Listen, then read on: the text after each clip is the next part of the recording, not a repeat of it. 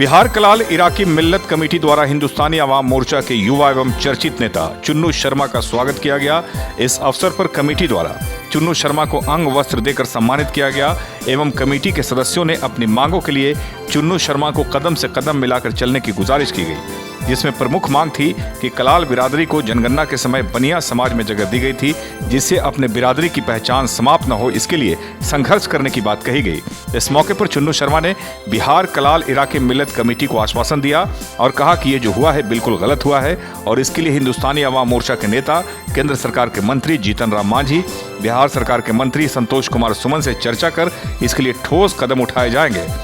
इस अवसर पर बिहार कलाल इराकी मिल्लत कमेटी के अली कलाल, मोहम्मद राजू, मोहम्मद शाहिद एवं साजिद मुस्तफ़ा सहित अन्य लोग मौजूद थे। एसके मिर्जा, ईशा न्यूज़ के लिए। देखिए, आज ये बिहार मुस्लिम कलाल इराकी मिल्लत कमेटी जहानाबाद के प्रेसिडेंट हमारे उनके द्वारा बुलाए, साजिद भाई के द्वारा हमको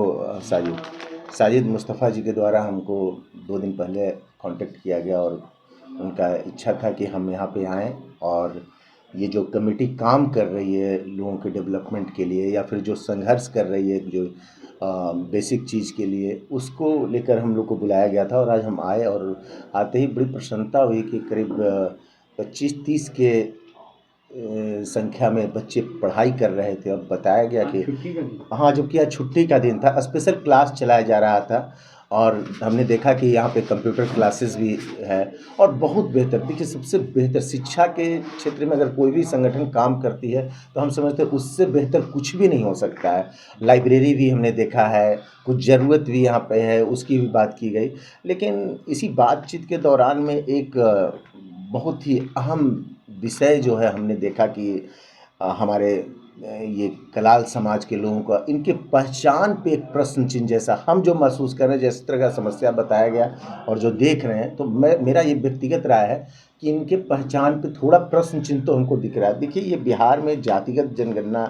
जो हुआ था उसमें कुछ एरर है। इसका बार बार पहले कुछ लीडर्स, हमारे नेता जीतन राम मांझी साहब भी बार बार उस प्रश्न उठाने का काम करते थे। हालांकि अभी उस बात में हम नहीं जाना चाहेंगे, लेकिन ये जो हमको एरर दिख रहा है 122 कोड बनिया जाति की उपजाति जो कलाल इराकी, तो कलाल इराकी तो ये मुस्लिम समाज इस्लाम मानने वाले हैं और बनिया जाति जो है हम लोग हिंदू समाज सोसाइटी के हैं। तो अगर इनको आप कलाल ये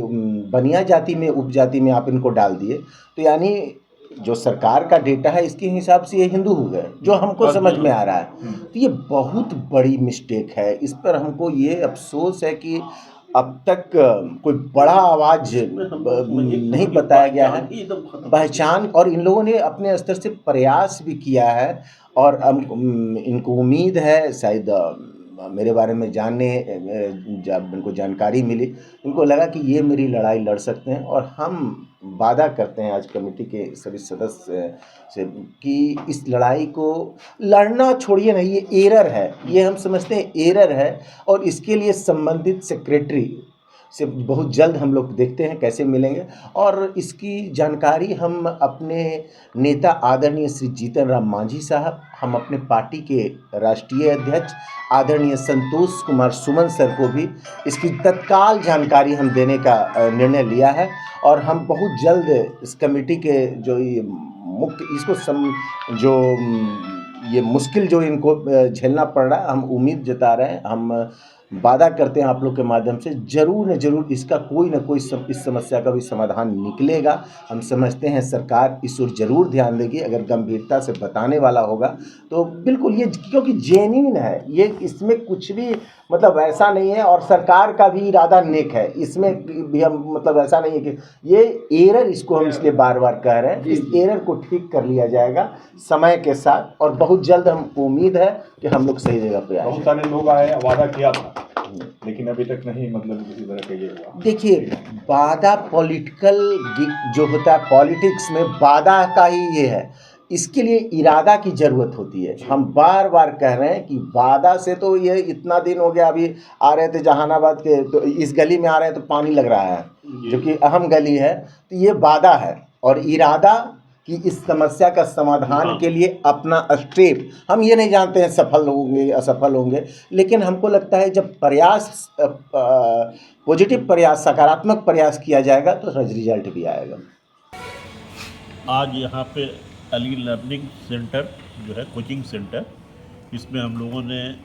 चुन्नू शर्मा को इनवाइट किया था। इससे पहले भी हमारे पास बहुत लोग आए थे, सुरेंद्र शर्मा आए, हमारे विधायक आए और भी लोग आए, आपके गांधी मैदान वाले निरंजन जी, ये सब भी आए थे। और सभी हमारे पास जो कोचिंग सेंटर जो हम लोग चला रहे हैं, ये बच्चों के लिए चला रहे हैं जो क्लास 6 से क्लास 9 तक का है। और सबसे बड़ी ये बात इसमें ये है कि हम लोगों ने इन बच्चों को फ्री ऑफ कॉस्ट तालीम देने की हम लोग दिया है, कोशिश किया है, और इसको हम लोग शुरुआत भी कर चुके हैं। जो काफ़ी बच्चे हमारे पास आ भी रहे हैं, पढ़ भी रहे हैं। अब रही सवाल कि ये कोचिंग सेंटर जो है हम लोगों ने अभी फ़िलहाल किराए के मकान में स्टार्ट किए हुए हैं, लेकिन बहुत जल्द हम लोग अपनी बिल्डिंग भी इंतज़ाम कर रहे हैं, कोशिश में लगे हुए हैं कि इंशाल्लाह जल्द ही जल्द हम लोगों की नई बिल्डिंग तैयार हो जाए। और अभी जो शुरुआती दौर है, शुरुआती दौर में भी बहुत सी चीज़ों की कमी है हमारे यहाँ। जनगणना के हिसाब से जो हम लोगों की जाति की जो है कलाल इलाके को बनिया कैटेगरी में जो डाल दिया गया है जनगणना में, उसमें वो कहे कि हम गजट पे करने के लिए हम लोग पटना चलेंगे और इस पर हम लोग कोशिश करेंगे कि उसको बनिया जाति से हटाकर कलाल की अलग एक पहचान बनाई जाए। इसके लिए उन्होंने कहा कि हमें भरपूर इसमें सहयोग करेंगे।